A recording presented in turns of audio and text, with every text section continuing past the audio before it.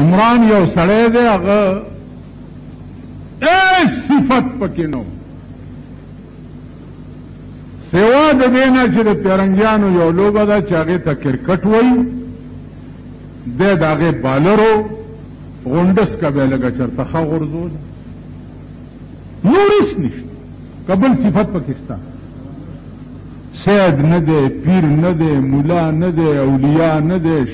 پیرانی پیر صاحب نه دی امام ابو حنیفه نه دی امام شافعی نه دی امام مالک نه دی امام حنبل نه دی امام جعفر صادق نه دی پیغمبر نه دی هیڅ نشته پکې سوا د دې نه چې دغه و پکې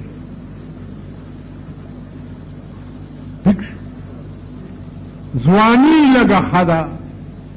هغه د پاکستانو ښځو خوښو راشي چې درته وښیم چې دا یې لیدلی او په ټلویزیون باندې ډېرې ښځې چې بچي شوي دي عمران نامه یې کښې ایښې ده د هغې پته ولګېده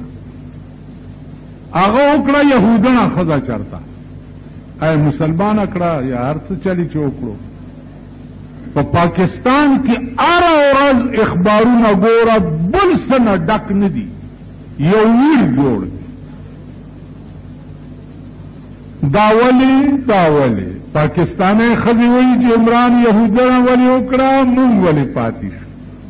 په کار دا چې مونږ کې یوه کړی وی اوس ښځې خو لا پرېږدئ ګړاګانو جلوس ویستو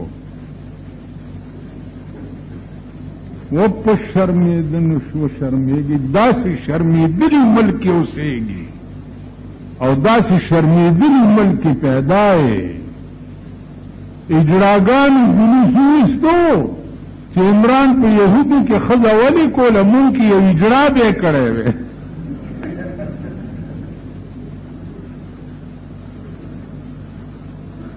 اوس کړی څه شی دی د هغې فوټو د اخبار کې وګورئ دا ستا ملک دی او دا ستا وطن دی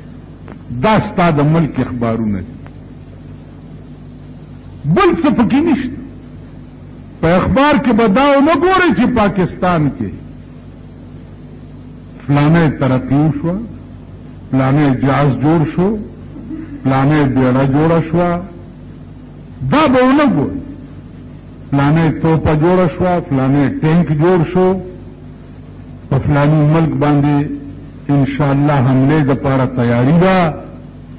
دا به نه ګورئ خو د پاکستان په اخبارونو کې به دا ګورئ چې عمران یهودنه ولې وکړه مونږ ولې پاتې شو اجراګان به ځان له جلوس وباسي ښځې به ځان له وباسي دا ستا د ملک اخبارونه دي او دا ستا د ملک قوم دی دا ستا د ملک سړي دي او دا ستا د ملک ښځې په دغه ملک کې مونږ اوسېږو دا زمونږ قوم دی او مونږ یې ملیان یو دا مقتدیان دي او مونږ امامان یو خیال امراض دغه ګن مونږ پسې ولاړي دغه ګن مونږ جنازې کوو دغه ګن مونږ نکاحونه تړو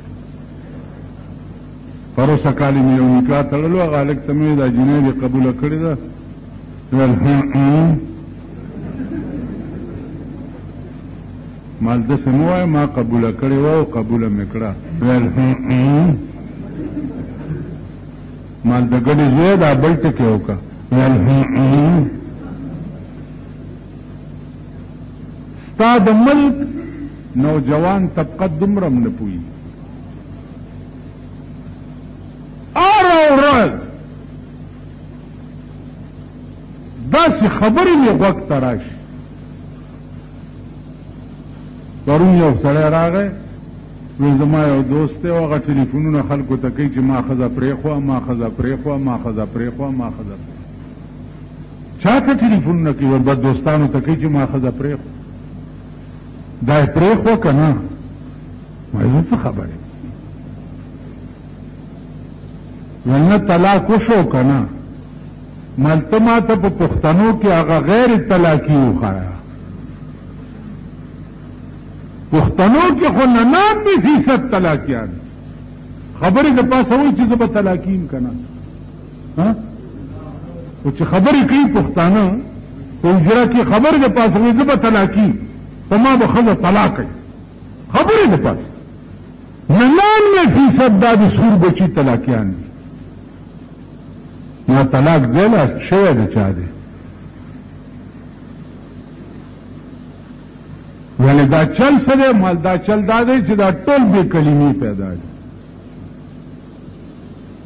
ټول نیوز ټرای کوم هلکه ته بند کړه دا سپیکر